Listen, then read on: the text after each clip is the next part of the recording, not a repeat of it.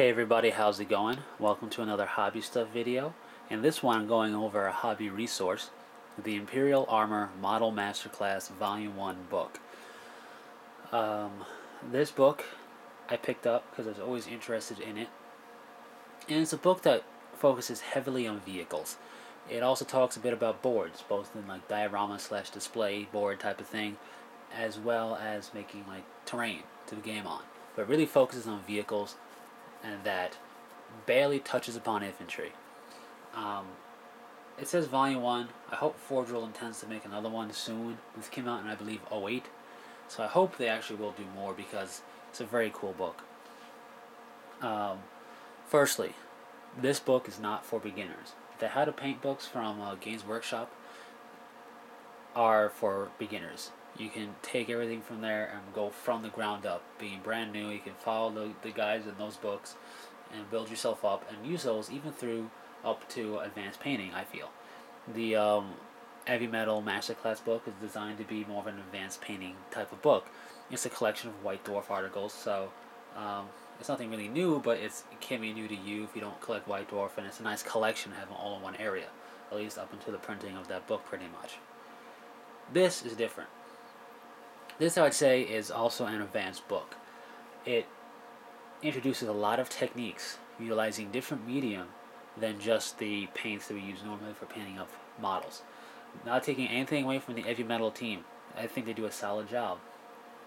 Their models look great, but the idea with this Masterclass book is to try and make your models look that much more realistic.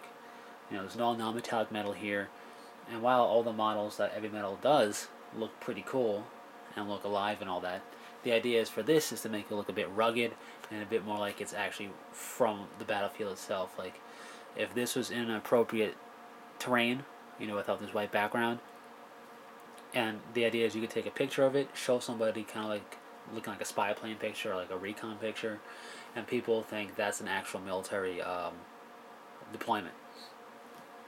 That's the concept behind what they're trying to achieve here. And I think they do a good job. So if you're new to painting, this could be very intimidating. I'm not saying not to get it, I'm just saying be prepared to be a little bit intimidated by the techniques they have here. They assume you have a very firm grasp on the fundamentals of painting up a model, from prepping it, assembling it, painting it up, doing the highlighting and all that jazz. So, with that being said, let's open her up. And being a Games Workshop company, or being Games Workshop basically, it's going to push some Games Workshop material here in terms of hobby supplies, as well as paints and glues and clear coat and all that, well, the art coat. So if you don't use that stuff, of course you can substitute it with equivalent from another company. But there's a lot of stuff that they use here, from hairspray to hair dryers to oil paints, white spirits for the oil paints and for the weathering powders, inks, washes, sponges, brushes. There's a lot of stuff to take in, different types of varnishes. So really there's a lot here. And it gives you a list of everything and kind of explains what they're good for. Always handy. And here they talk about something I thought that was pretty cool. If you're going to be doing a lot of rivets, people love to add rivets, especially when they scratch build. It makes it look more techy, more beefy, more industrial. Check out your water filter. I don't know how much this is still in effect. I don't know what water filters have this bead-like substance inside of it. But if you got an old water filter, carefully try and extract these beads. They'll give you lots of, one filter should give you plenty of rivets for a lifetime, basically, according to what they say. I haven't tried it myself, but I don't think I have an old water filter somewhere. Anyway, food for thought. Moving on, they break it down to 3 main tanks that they show you different details on. The first tank shows you a lot of the ground up work, prepping Forgeworld models, assembling, adding extra detail to the tank above and beyond what you get in the kit, drilling out barrels, battle damaging it up, which some people may cringe at because you're taking and pretty much cutting up a bit of Forgeworld models, and for the price you pay, you probably don't want to do that. And then you get eventually into painting, first with the interior detail, and then you get to the exterior. Now, how this is set up is you have as you can see here, this box, everything in this box is enclosed for this box only. Same thing up here. This is just a little caption about this tank right here. These pictures are numbered. And numbers here correspond to the appropriate picture. So number 1 is like the first step that they do, and they explain what it is in that step, and then you see a picture, a little snapshot of how they did it, or an example of doing it. And I think that's kind of the best way you can go in a book. None of their steps that they explain here are without a picture. Every single one has a picture, and I think that's pretty awesome. Nothing is left up to your mind. Everything is clearly shown to you. Lots of pictures, lots of explanation. I think a very detailed book overall. So kudos to them for that. And then we get into more of the interior detail, and they go on to using inks, washes, oil paints, weathering powders, white spirits for thinners for the oil paints, inks, and powders, transfers, stencils, hairspray, masking tape to mask things off. They go through it all throughout multiple parts of this book. Here they're showing you masking to make the camouflage pattern. Now to use an airbrush, you could probably get the same effect with a paintbrush. It would just take a lot longer. Although certain like diffuse, very subtle marks with the airbrush are really hard to replicate with a paintbrush easily. And here you can see as we move on, we see the tank get more and more weathered, distressed, aged, and more appropriate looking for a battlefield. And like I said, they go over everything. And it's just more of the same. More pictures and explanations. Step 1, number 1. This is number 1. Number 2 is right here. Number 3 over here.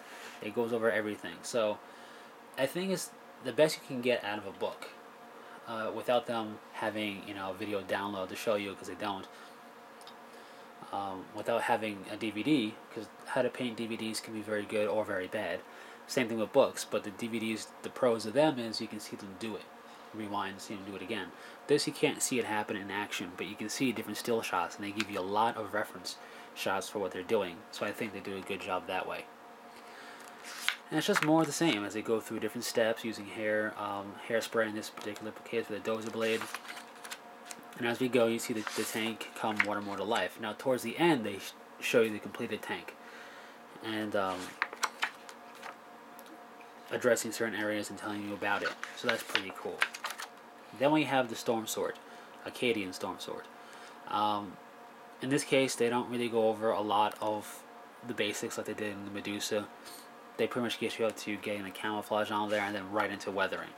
So you can see, as you progress throughout the book, they do less about the basic painting stuff, and it's more about the different techniques to make the tank pop and come to life. And that's fine with me. They go over using oil paints a bit more in detail here, more airbrushing work, and using clear, and again more about the tracks and getting the running gears to look weathered suitably and fit in. Just everything about it, just gobs of detail. How to make heat distress on metal, rusting up and getting the power plant to look pretty cool. Getting soot detail in the vents, and they move on to show you the tank in more detail. And the thing is, all these little bits of detail, like this lighter right here, if they didn't do that detail on there, you probably wouldn't notice, but it just helps the tank pop overall. When you see the tank this finely detailed and everything, including the ladder rungs, are detailed, it makes it pop. And then more of the same again with the Krieg Macarius. This is more right into weathering. They don't even show you how they do the painting up of the Armour's main color. This is right into weathering this tank up with different ways of doing it. And then you see the finished process of the tank. Pretty much just little weathering techniques used on this tank that were not really used on the other tanks. And then here they show you a Vanquisher, and they explain how they got this weathering or this camo netting. It's from a bandage, dipped in PVA glue, laid across, and then they took masking tape and glued it to the bandages after that. And then they go over how they did this display board, from painting up, not really painting it up, but from adding transfers and weathering up the models, I should say, to preparing the actual board itself with foam and wood and bits from Forward World or bits in general, bringing it to life, making a damaged section so it's not so pristine, using filler and whatnot to make the battlefield scenery around it, adding sandbags, dry fitting stuff, starting to paint the display board, weathering it up, adding appropriate little bits and pieces here in terms of barbed wire and transfers from a minefield and all that. How to do a water effect without water effects. Adding the vehicles. Not so much on how they kind of go over painting it up a little bit, not so much how they went through the process of it, but they talk about painting up infantry a little bit. And then you see the final display board. Now, one thing to note is throughout their stats, a lot of it is paint it up, do some weathering, cover it in a gloss varnish.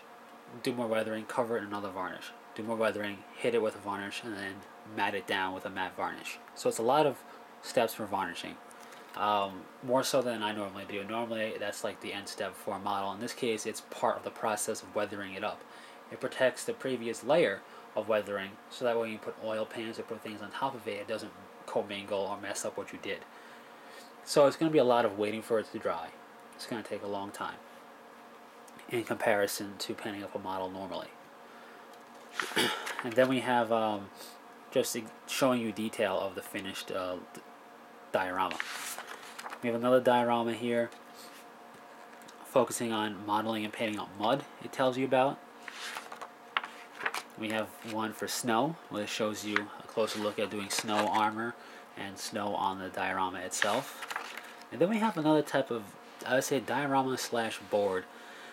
This is an Imperial Air Base Type of 4. And it goes over how they assembled it up, mocked it up, added flocking and snow detail and painting it up. And then the finished product and showing you parts in detail, which is always cool. Then we see a Marauder Destroyer, Imperial, a Marauder Bomber, a Thunderbolt, the Imperium's fighter, or the frontline fighter as it says. We have a Valkyrie. Again, what they're doing here is they're showing you parts, 1, 2, 3, 4, whatever, and explaining different techniques they use that they probably already covered in the book. Not probably, that they did cover in the book. I don't know why I said probably. So you can look at what they said here and then go to back through the book, see the technique, and then you can apply it to your own Valkyrie if you wanted to. We have a Tau Tiger Shark and a Tau Barracuda.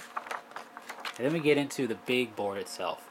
This is the big board, Sector 577-449, the Siege of Rax. And it's a display board that they're doing it as, but it's also can be gamed on. You can make a board pretty much just like this, maybe not buying a really expensive Imperial Fortress, but make a board pretty much very similar to this to game on for Apocalypse.